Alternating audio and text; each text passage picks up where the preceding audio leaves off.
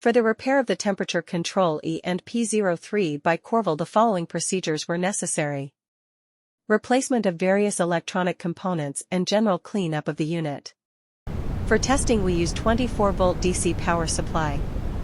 When we connect the temperature control to the power supply, we observe that as the temperature increases, the current, mA, also increases.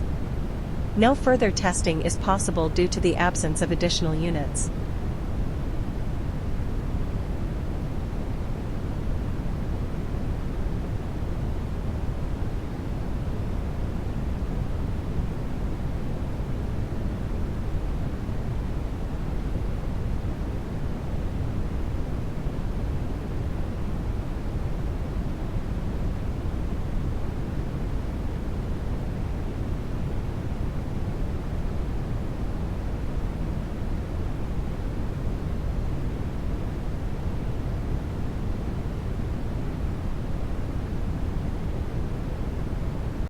It is now clear that the temperature control E&P-03 by Korval is working successfully and is ready to be delivered to the client.